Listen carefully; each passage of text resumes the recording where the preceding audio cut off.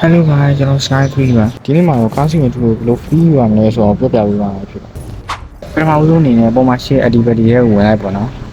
နောက်ပြီးတော့အဲ့အောက်ဆုံးမှာ share အားသားဆိုတဲ့ဟာလေးကိုတစ်ချက်နိုင်မှာပေါ့နော်ပြီးလို့ရှိရင် random ကြီးထဲမှာကျွန်တော်ခုရိုက်ပြထားတဲ့ GSD 30an ဟိုရိုက်လိုက်ပြီးတော့ confirm လိုက်မယ်ပေါ့နော်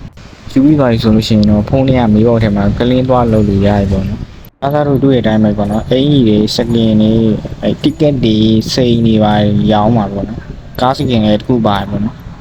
နောက်ပြီးတော့အဲ့အစင်းအောင် ticket တွေကိုဘယ်မှာသုံးရလဲဆိုရင်တော့ brother တို့ကားစကင်ဖောက်တဲ့နေရာမှာသုံးလို့ရတယ်ပေါ့နော်ဒီကားစကင်အလန်းကားတွေကိုဖောက်ရင်တဲ့အခါမှာအဲ့ ticket လေးတွေသုံးပြီးတော့ဖောက်လို့ရတယ်ကျွန်တော်ဖောက်ကြည့်တဲ့အခါမှာသူတို့ကောင်းကန်းလေးတွေပါလေးညာလေးပေးတယ်ပေါ့နော်ညောင်ကြီးလေးထားကားစက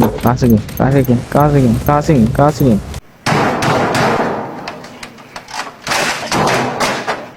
ဟာကွာမင်းနည်းနည်းလေးလူတာကွာအဲ့လောက်ကြီးကြာ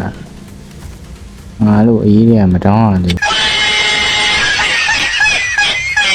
နောက်ပြီးတော့ brother တို့ပြောဖို့မေ့နေတယ်အဲ့ကားစကင်တွေကန်စကင်တွေကုန်တော့စကင်တွေပေါ့နော်စကင်တွေဖြစ်တဲ့အတွက်ကြောင့်မလို့ brother အနေနဲ့အဲ့ကန်စကင်တွေကားစကင်တွေကိုသုံးမယ်ဆိုလို့ရှိရင်အဲ့စကင်ရဲ့ကန်ဒါမှမဟုတ်စကင်ရဲ့ကားတော့ရှိဖို့လိုတယ်ပေါ့နော်အဲ့